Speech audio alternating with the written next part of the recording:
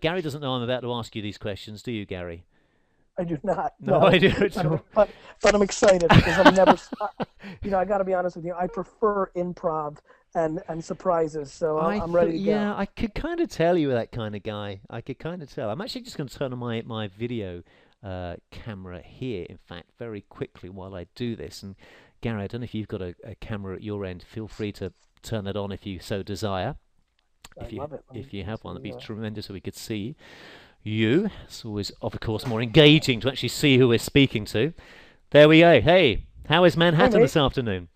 It's really well. Good, good, good.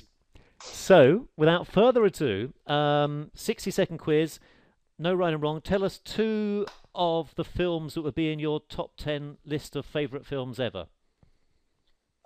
Ironically, this is insane, Chris, because I caught this as your pre-slide. My favorite all-time film is Empire Strikes Back. It's crazy that you brought that up. I just knew Um, we were going to get on. Besides that, I'm not really a good film guy. I actually tend to like most films. I guess the other film, the two films that most impact me, top of mind, were Empire Strikes Back because I just moved to America, and it was like the first time I felt like an American when that movie came out. I was 5. Wow. I knew what the other kids were talking about. I'm like, yeah, Darth Vader. Like it Sure. meant to me like I was in the loop, right? So that was that. And then the other thing was Forrest Gump. Of course. Forrest Gump came out in 1994, pre-internet for me. I didn't even know what I'm going to see. I went with 20 of my high school friends. We were about to graduate, or we just graduated from high school, and I was just blown away. And there was something different back then. You didn't know what you were walking into, right? Back then you didn't have the internet. You didn't know everything about the movie before you got there, and so the surprise of what the story was, Forrest Gump stands out. Yeah, that was. Can you believe that's over 20 years old as well? And everything about that, the Sad. music and the Makes me story. old. Okay, so we just wanted to very quickly paint a picture of, Gary Vaynerchuk, Empire Strikes Back, Forrest Gump. Are you a dog man or a cat man? Neither. I don't like pets. Okay. Introvert or extrovert, would you say? Ma- Next question. massive, massive extrovert. Downton Abbey or Breaking Bad? If Haven't watched a second of either show yet. Okay, yet being a Notice? key word Yes. there. Yet That being the and key that's where word. and that's where TV's really changed. Isn't it? Hasn't it though? We can now kind of binge view, but wipe off 3 days from our business, unfortunately, as a result. That's true. Uh, Two more quick questions. One of the nicest celebrities that springs to mind that you've met. I'm sorry, it chopped for a second. One of the nicest celebrities that you've either met or worked with that just springs to mind. Hands down, Ashton Kutcher. Hands down.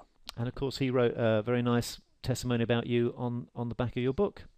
Just as smart as it comes to startup entrepreneurship as anybody who's doing it full time.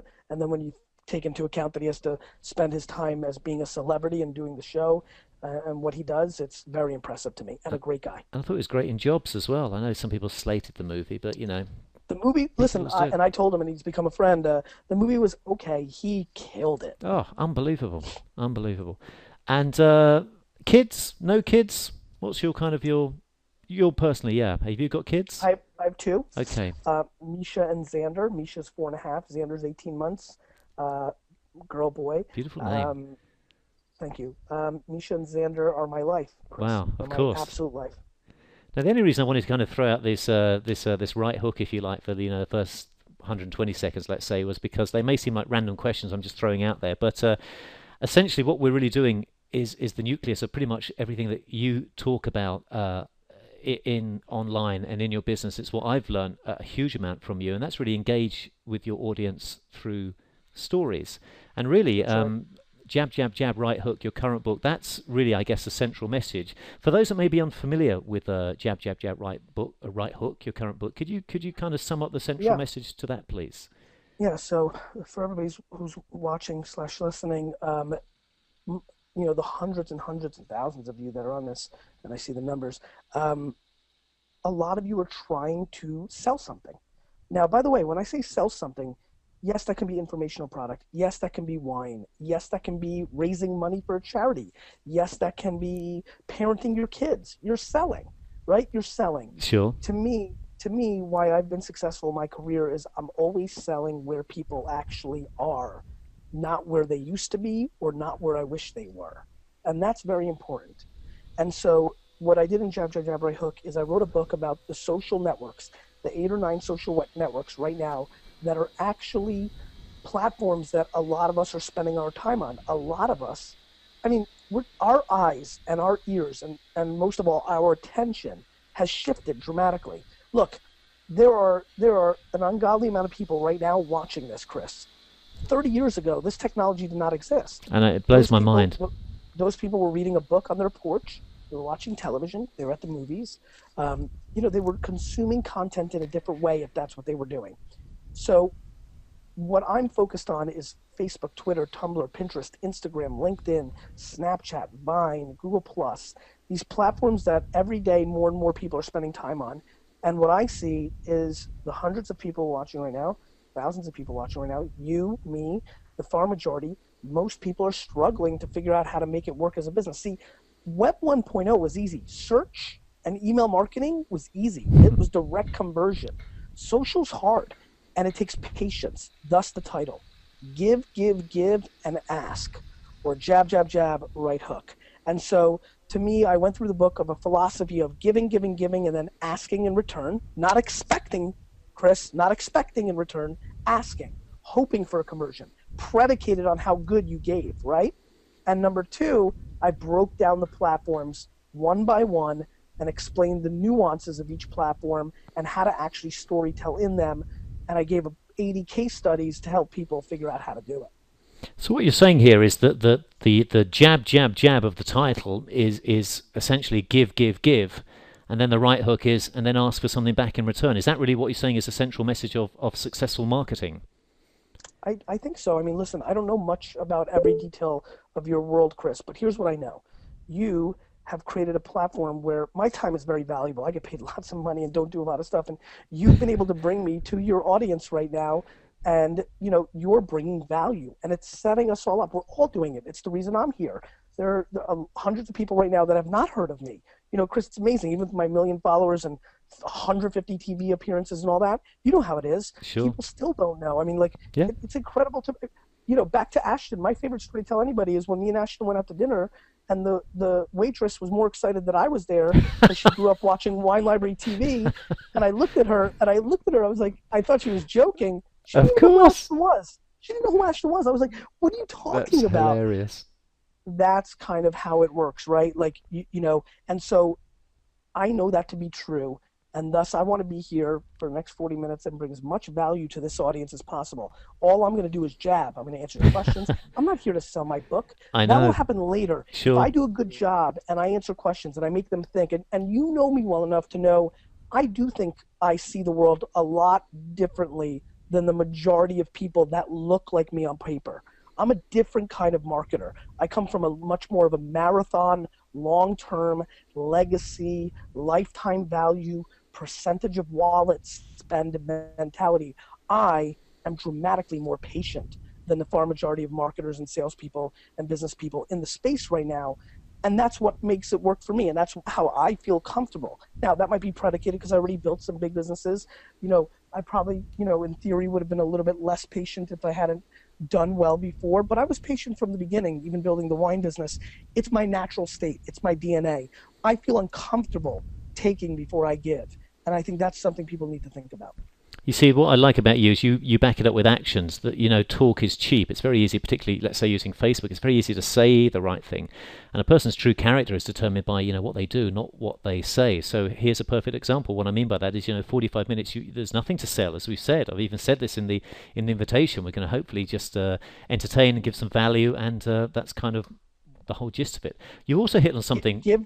I'm just going to say it right here for everybody to really understand. I think everybody who's watching has been in that place where, especially when an author comes on, like I am right now with an active book, it's a whole sales pitch the whole time. And listen, guys, by the way, if I thought, let me say this because I want everybody to know who I am. If I thought that would work, I would do it. That's the ironic thing. If you actually kind of do marketing this way, if you do give, actually making the sale is actually ironically not that difficult. If you treat your lists well, when the time comes to it, your list will be good to you back. It is not Chris, there's reinvent. a big reason that my book 3 months later is still in the top 500 books overall on Amazon, where a lot of other people that give advice about how to sell books and market, they get on number one on that first day because they blast everybody, right? And then you look at their books a month later and they're 3,000, 10,000, 40,000, 100,000, right? We've all seen these characters come and go. For me, I want to be around 15 years from now. I want today to be the first day of hundreds of people becoming aware of me for the rest of their lives. I want them to engage with me. I want to bring value. My sales will come. It's so easy. It's so clear to me, Chris. I want to go back to the thank you economy for a moment because that book Please. really resonated with me. And there was something, I'm going to paraphrase this very badly, I'm sure, but there's something that you said in that book, and you said something along the lines of, you were talking about how people decide if they, well, you're talking about business, of course, but you said, you broke it down, you said, how do people decide if they like each other, they listen, they talk, they communicate, and a relationship develops. It's exactly same way online that we should communicate with our customers or future customers.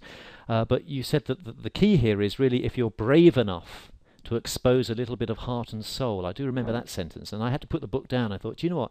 If you're brave enough to expose a little bit of heart and soul. And so my question to you, Gary, is how about people that are in business that feel like, do you know, I don't really know what I have to say. You know, I don't really feel, I'm interested in business, but I don't really feel I have, something to say. What would you say to those people? Then you're going to lose. I mean, and it's a pretty, I hear this all the time. They're like, Gary, I don't know what I can add. I don't know what to put out. And I'm like, well, then you're probably not going to win. I think where people are very confused is this notion. I want everybody to kind of wrap their head about what I'm going to say. If you do not bring value, you lose. Now, you can bring value in a lot of ways. I watch a lot of people who are bringing value as curators and access givers. I mean, Chris, that's what you're doing here. You're curating good content. I've been lucky. I have original thoughts. That's happened for a long time in my career. I'm a fast mover. Vine comes out and I'm using it for a week from 11 p.m. to 3 in the morning, not for my health, but because when people ask about Vine, I want to be an expert in my craft. I don't have a lot to add to economics conversations, or I don't have a lot to add in farming conversations, and I don't have a lot to add in 99.9% of the genres, and that's why I don't make money on them. Like at the end of the day, you have to add something. Now, by the way, adding hope, adding curation, adding humor. There's a lot of things that can be added, but if you do not understand what you can say or what you can bring to the table, well, then that's where the problem starts. That's not the issue. That's not the current issue. That's the global issue. I mean, Chris, I'm going to tell you something right now, and maybe I'm ranting a little bit here. I'm really pissed off with how many people are marketing experts, have big podcasts, all this stuff, that have never sold shit in their life, that have never run a business in their life, that have only, it matters to me. Of course. And so I think you have to have chops. Now, if you're a great host, if you're a great curator of information, the world's fast now. So if you're good at going around the web, finding the right things and the right information, repackaging and selling it, you're a distributor. I respect that. But you have to bring value. And by the way, talking on social networks just might not be what you bring value in. It's not for everybody. I think in quick terms, which is why Twitter, short, quick bursts. That's why Twitter worked for me. I am an extrovert and a ham, and that's why I like the camera, right? And so I'm just mapping to my strengths. So I implore, Chris, every one of your friends that are listening around, please with all your heart, be honest with yourself. Be self-aware. Figure out what you're good at. Don't try to copy the Chris blueprint. Don't try to copy my blueprint. I'm very unique. I get scared when people try to be like me. There's a lot of other people to be better. There's a lot of other people that people should be emulating than me, because I'm extreme. I'm an extreme workaholic. I'm extremely interested in getting my hands dirty, engaging at scale, hustling when it doesn't seem like there's value in it, because I'm playing a 50-year game. That's not for everybody. Let's talk about, you briefly alluded to video a moment ago, and let's talk about video, because one thing that I've enjoyed very much about your video presentation style is the fact that to coin the phrase, you are the guy that is ready, fire, aim. You're out there, let's just do it. I think a lot of us, I certainly had this when I started, had that red light syndrome. The red light goes on, you say something, then a dog barks or a plane goes overhead, or you don't even like how you said the inflection on the words, you do the video again. I saw a video of you once when I started online in 2008 of you walking down a street in New York, tons of people, and people were looking at you as you walk past, like, who's this loony just talking? And you didn't miss a beat. And that kind of was like, wow, you gave me, and I guess a lot of other people, permission just to do it. So for those that are watching this webinar right now, that, they kind of got this passion, but there's still kind of that hesitancy to actually push, kind of go. What would you say to those people? That I think there's a lot less risk to try something once than people think. Like, go back and watch episode 1 of Wine Library TV. I was reserved. I was scared to lose my customers because I didn't want them to know how loony I really was. At the end, I say things like, we're probably going to make a lot of mistakes. I don't know how this is going to work out. Hopefully I'll be back tomorrow. And it became the, start of me being on online video every day of my life almost since then. I will say this, Chris. I think the way you framed that question, here's what I would say. If I can make anything happen during our time together on this weekend, it's going to be this moment. I'm going to say something, the biggest profound thing that I think I say publicly, and it's how I live my life. And I don't actually talk about this too often, Chris, so I think you've done a good job to get me in the zone. Well, thank you for being prepared to share. I'm far more worried about the last 10 years of your life than the next 10. Say that again. You're far more worried. Yes. About the last 10 years of everybody's lives here than I am about the next 10 years. What do you mean by that? I mean that regret is the scariest thing a human being can deal with.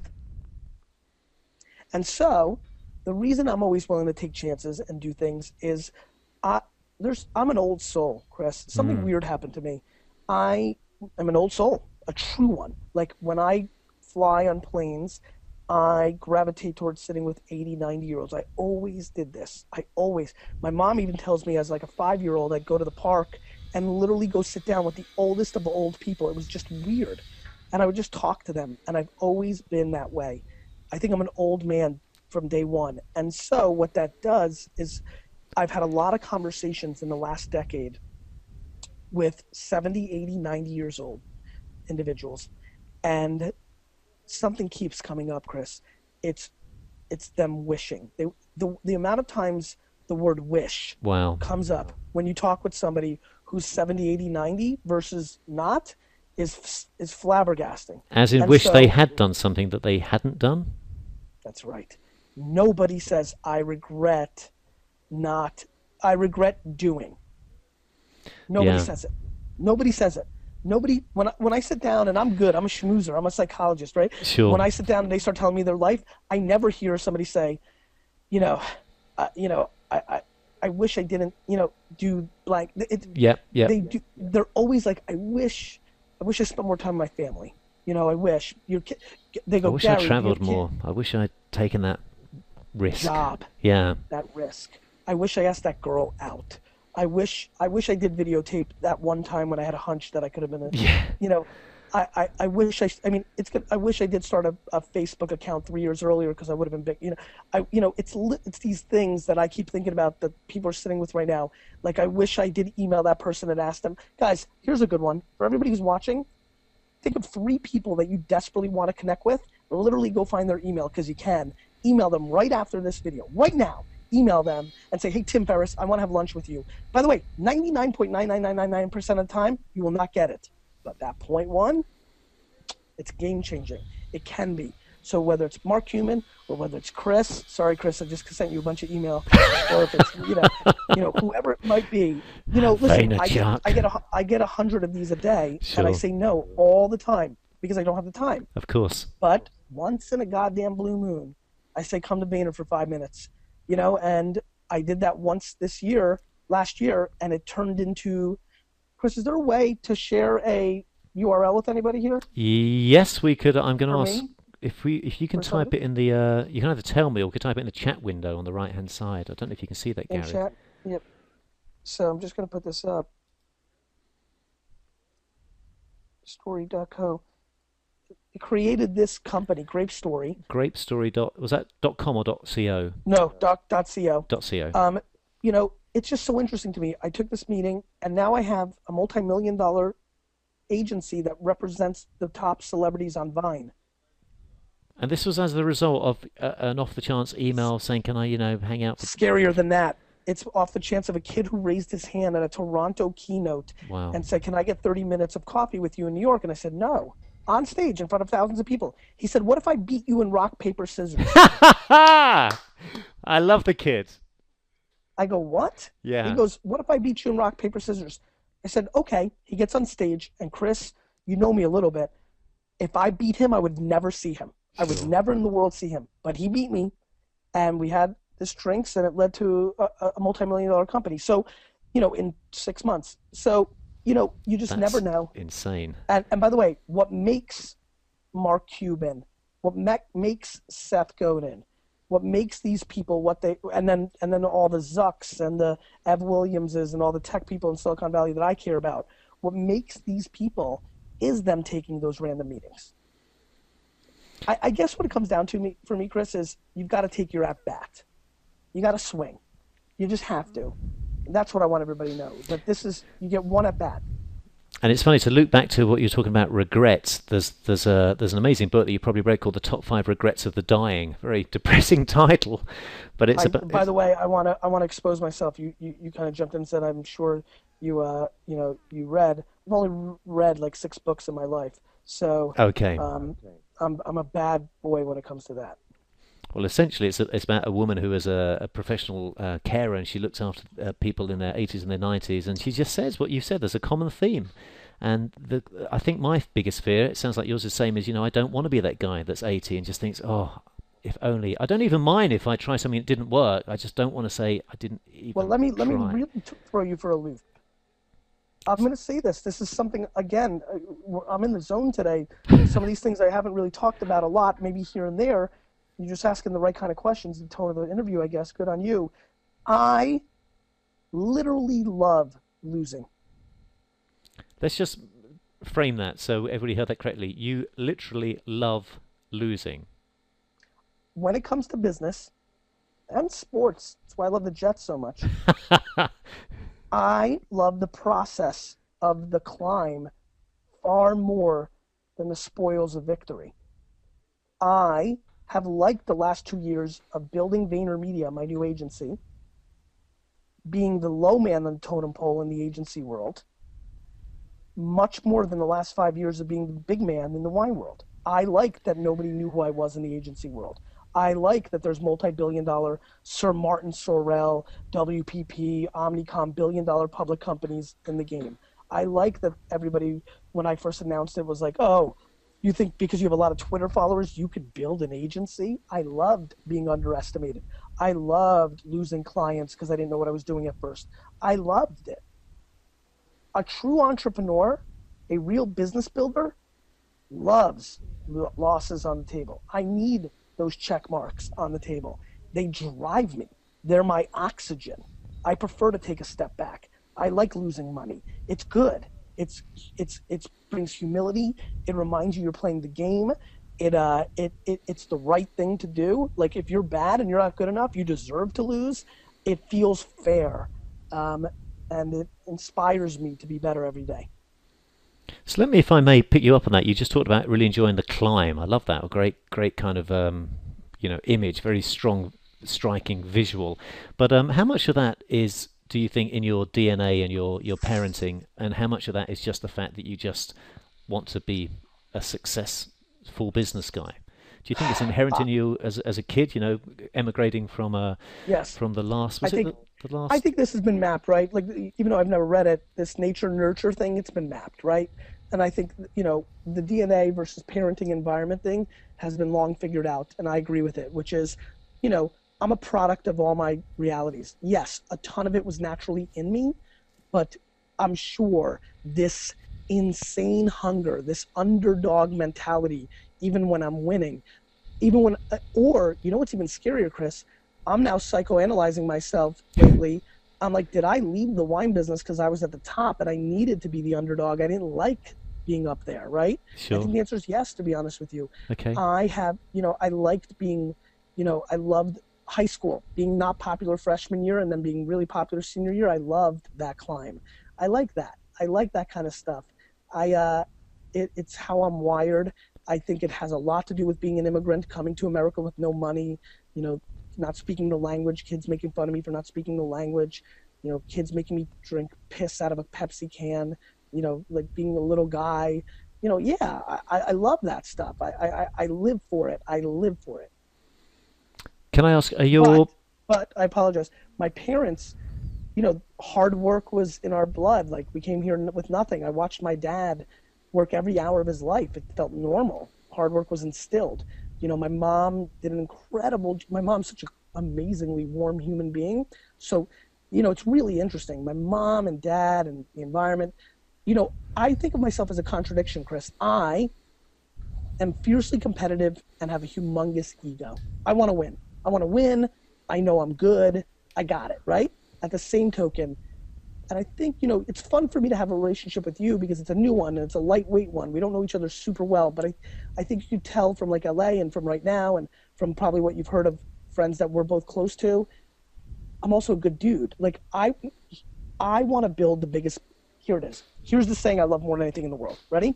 I want to build the biggest building in town. I want to build the biggest building in town. However, I only just want to build the biggest building in town. I don't want to build the biggest building in town by building a nice building and then tearing all the other buildings down. And that's how a lot of people there's want to two build the ways biggest of building. achieving it, yeah. And I want you to build the biggest building. And I want Lewis Howes to build the biggest building. And I want Tim and Godin. And then I want Cuban. And then I want all the Silicon Valley friends I have. And the VCs, Fred Wilson, Andreessen, Conway, Lair Fund. I want them to all build the biggest buildings. I want them all to be super happy and healthy and family and rich and fun and success. I just want more. I just want to be better. Not because I want anything, because I don't even want stuff. I don't have a watch. I don't have a fancy car. I don't need anything. I love the game, Chris. I love the game. I want to be the winner. That's what it is. Let me ask you, if I may, are your parents still alive? Yeah, my parents are very young. My dad's Okay. 60 Okay. and my mom's 58. So very much alive. Now that I've been removed a little bit from the wine business, my dad's even more involved in the wine business again, so more active. They're going into a great chapter in their lives. They've worked their face off to bring their Wow. family to America. And now hopefully, I'd like to see them spend a little more time and enjoy it a little bit. Do you think they understand what, because you've got a brother as well, AJ, but do you think they understand what you're doing? Do you think they get, what Gary has I done? don't think technically, like the details, I don't think most people watching this know what I've done, right? From a detailed standpoint. From a holistic standpoint, like the achievements, they knew this was going to happen before I did. My mom called me a star since I was 8 years old. She knew. So I'm very aware of everyone's time, and we're at 30 minutes in, so we've got another 15, and I want to, as I said, let you get back to your day as well. There's nothing worse, is there, than somebody jumps on a webinar, says it's 45 minutes, it's an hour and a half, so we're not going to do any of that. Let's just loop back to jab, jab, jab, right hook again. Everything comes down to storytelling, but how can you, without wanting to sound crass almost, how can you actually make money with that knowledge? Well, I think, listen, crass, what are you talking about, Chris? I mean, I think one of the things that I'm most proud of is everybody likes me because I sound like Mother Teresa 90% of the time, but I'm the biggest salesman in the block, right? I'm trying to sell stuff. I don't think it's crass. I think it's awesome. I love entrepreneurship. I love selling. To me, it comes out of bringing value. Okay, for all the people that are here that are B2B people, here's the number one thing you should do. You should go to LinkedIn. You should find the name of the person that you're trying to sell to. Most of you should know that if you're B2B because you know who the buyer is of whatever you sell. You may know the title. It might be the events manager. You find them all. You then find their name. Then you take their name, Gary Vaynerchuk, and you post it into Google. Gary Vaynerchuk, and then space Twitter, right? You say Twitter, right? So you do that. And then what you do is you find them on Twitter. 25% of the people that you're looking to sell to will have a Twitter account. And then you follow them. And then you wait for them to talk. So if you're trying to sell me, Wow. you don't hit me up cold. You just watch what I say. Sure. And I'm going to say something tomorrow about the Jets. And then you jump in. Totally. And then you say, hey, Gary, You I'm a respond. Bills fan. Yeah. That's right. And now you and I made a first connection on something I'm passionate about instead of you trying to pitch me on something. How often, I out do of this all the interest, time. do you see that happen to you? Is that certainly the minority, or are people getting a bit more savvy and actually, engaging Nobody's ever done, first? nobody's doing that with me. I, on the other Really? hand, really, I, on the other hand, am doing it heavily. And I've landed multi-million-dollar accounts that way. I've consulted some friends to do it this way. They're killing it. And I, out of the passion to bring value to this audience, hope that 6 people here, because listen, I'm very realistic. Most people don't want to put in the work. They want to watch webinars, read books, complain about it not happening. They don't want to put in the work. I know that 6 people, I hope that 6 people here take my advice on this after this seminar, whether it's Monday morning because they want to enjoy family time, but right now, start realizing who are they really selling to, go to LinkedIn, put together 100, 500 people's names, go to Google, add the word Twitter, then find 74 of them on Twitter, follow every one of them, and then over the next couple of weeks, engage with them around things that that person cares about outside of the business, which inevitably is going to lead to, whether it's a month from now or 2 months from now, your opening to jump in. If I tweeted right now, who knows somebody who provides internet access, when I get replies on Twitter, I'm going to reply to the person that I've seen before. Yeah, of course. So that was me, Chris, right there, trying to spend 3 minutes giving actionable, tangible advice. That's what I call a jab. That works. That's value. It costs you nothing. And now it has set me up in the future. Somebody here is like, oh, that's a good idea. Wait, Chris, till somebody here in 2 weeks lands a $50,000 account or $1 million deal because of that move. Then they're going to follow me with more earnings, right? They're going to love me. I just gave them something. Now, in a year, when I come back out with my 4th book, they're going to be like, oh, I have to buy like 50 of these. The guy fucking made me $1 million. Why do you think it is that the whole hard work thing is? We could say this has been like it since the dawn of time, but I'm definitely seeing, maybe it's because the internet has the perception, therefore it's quick and it's easy, but there's definitely a sense of entitlement these days.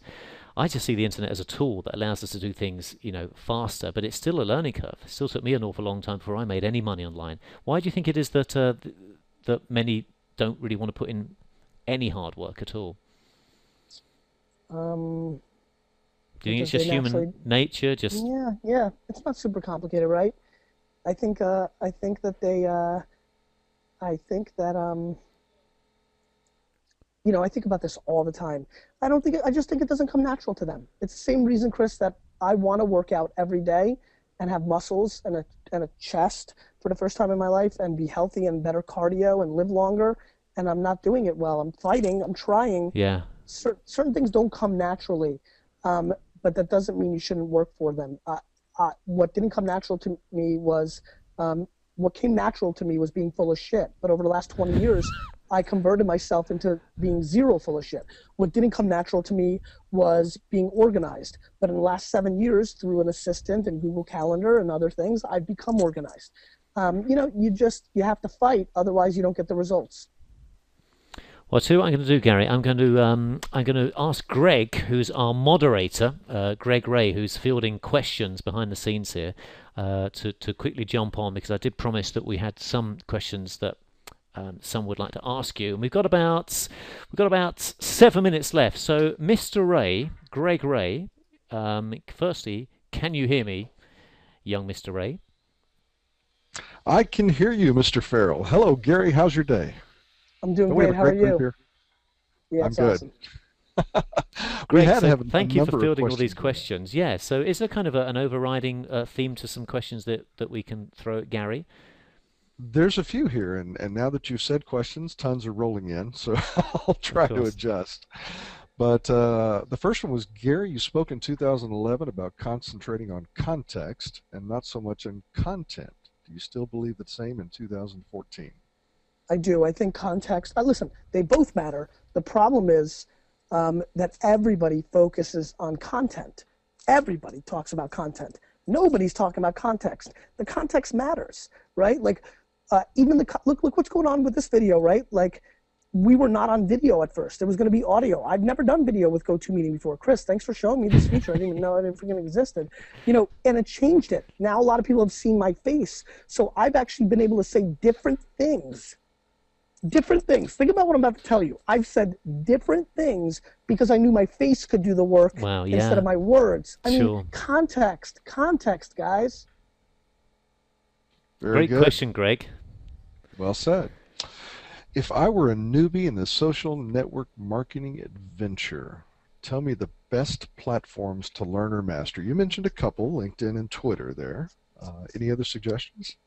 It's completely predicated, Greg, on what they're selling, right? So if you're selling something to 12 to 18-year-old children, you need to be on Snapchat, you need to be on Vine, you need to be on Instagram. If you're selling to 60 to 80-year-old females, you need to be on Pinterest, you need to be on Facebook. So with Jab, Jab, Right Hook, I went after all the ones that I think are relevant, but it's completely predicated on your target audience. Actually, on that note, Very let me good. ask you, with Facebook in mind, have you found that if you're a personality, you obviously have a fan page, but have you found that your personal profile, now that we can have followers, is essentially the same as a fan page? And would you therefore recommend that you maybe don't need both, or not? No, I think I think that actually isn't working really well. You know, the personal pages where people can follow. I don't think it's working super well with EdgeRank. I think you're far better off with an actual page. You're Okay. getting much more exposure.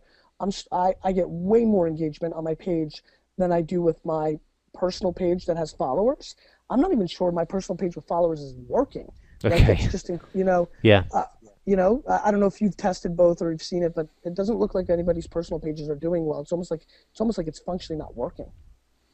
So we have 4 minutes left. So Greg, maybe you could pick maybe a couple more questions, and then we'll wrap up if that's working for everybody. Absolutely. So you've talked a little bit in this about you've got to get after it. You've got to hustle. So we've had a couple of people ask about how do we navigate that fine line between hustling and being pushy or overbearing with people? Nice question. Um, that takes a very interesting skill. That takes tact. That's like, in guys and girls, um, dynamics, that's called charming or smooth, right? That's just skill. That's tact. That's years of practice. That's EQ. That's intuition. That's empathy. That's self-awareness. That's the stuff, Greg, that I think is becoming more and more important in the world.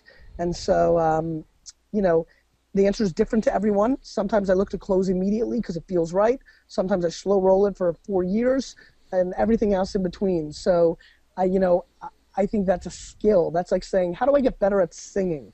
Well, you can take singing lessons, but talent has to be part of the equation. Some people just don't have it. I mean, we all know people that are just lost, right? Like, you just Mm. watch the way they move around and you're like, oh my God, like, is that how you try to sell? Or is that how you try to ask for the date or go in for the kiss?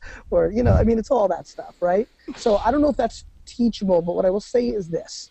If I have one tangible answer to it, do what you want. They're old sayings. Act like you would want to be acted upon, right? Like the reason I think I'm a good salesperson is I'm a good customer. I know like what I feel when I get approached, and so that's what I look for. Absolutely. Very, very good. So I think the last and perhaps the most important question that anybody has asked here, Gary, is they say they're being a little bit cheeky, but I think it's a good question. What would you recommend as a good Spanish red? Yeah, I love it. Um, I'm surprised we've only I had one question about wine so far. um, I'm very hot on the wines from Toro, Toro. Very big, ripe fruit, underpriced in my opinion. So Toro wines is where I want everybody to check out. Toro. I also want to say, Chris, Greg, for anybody who's listening that's on Twitter, I want you to say hello because I got a few minutes here as I'm going to walk down the street for 15 minutes with my phone so I can say hi. Oh, great. So GaryVee. Um, maybe use a hashtag Chris is the best. Look for that. Well, Greg, I'll thank turn you. it back to you, Chris. Thank you, Greg. Thank you for Thanks, monitoring Greg. behind the scenes. I appreciate your time, Thanks, Greg, Gary. very much. Thanks, So Chris. we are kind of almost at our time, and I remember in Delivering Happiness, Tony Hsieh, the guy behind Zappos, for those that may be Mhm. unaware who he is, a billion-dollar brand, talked about delivering wow through service. And I think Gary Vaynerchuk is actually just a guy that kind of encompasses that. I've seen you speak a few times. We met briefly at a few different times, and I just want to say, Gary, you really, as I said earlier, it's easy to talk these days. It's very easy to say on your Facebook wall, "Oh, I crushed it, getting all these great testimonials."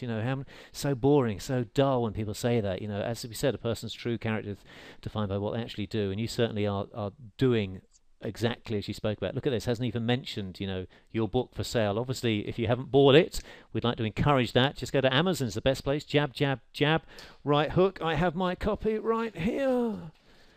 There you go. So Gary, with all that said, we're at 45 minutes past, and I just want to appreciate, it's Saturday afternoon, you got your 2 kids, you're at home in Manhattan, and you gave up your time. So thank you, sir. Appreciate it. Thanks, Chris. I really appreciate it. Super impressed by your audience that came out. And so I wish you nothing but the best. And all of you guys who've been watching, think about a couple of big things. That at bat. This is our chance, guys. We got so lucky. Our parents and grandparents didn't have the internet. We had to stay in our local towns. We had to live our practical lives. Our dreams were contained to our dreams. We need to execute. We need to take advantage. But we have to bring value to the people that we're trying to sell. Please. You're not entitled to that dollar. You need to fight for it. Gosh, I feel inspired. Cool. GaryVee. Awesome. Thanks, mate. Great spending time with you. Well. Thanks so much. All the best. Hit me up on Twitter, guys. GaryVee. I want to say hi to some of you. Take care. Thanks, Thank Chris. you, Bye-bye. Gary. Thank you.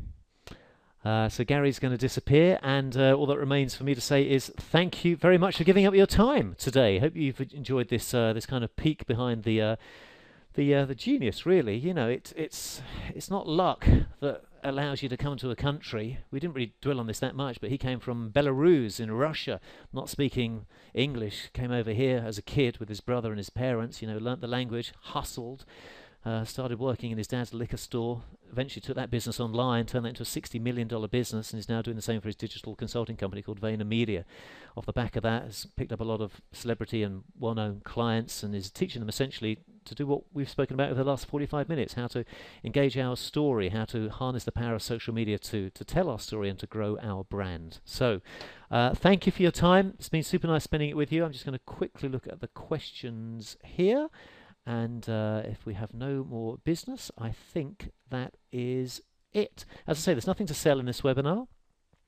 If, of course, you want to buy Gary's book, we're not trying to make you buy it, but if you're interested, Amazon.com, jab, jab, jab, right hook. I don't even know the price, actually. $15, I think.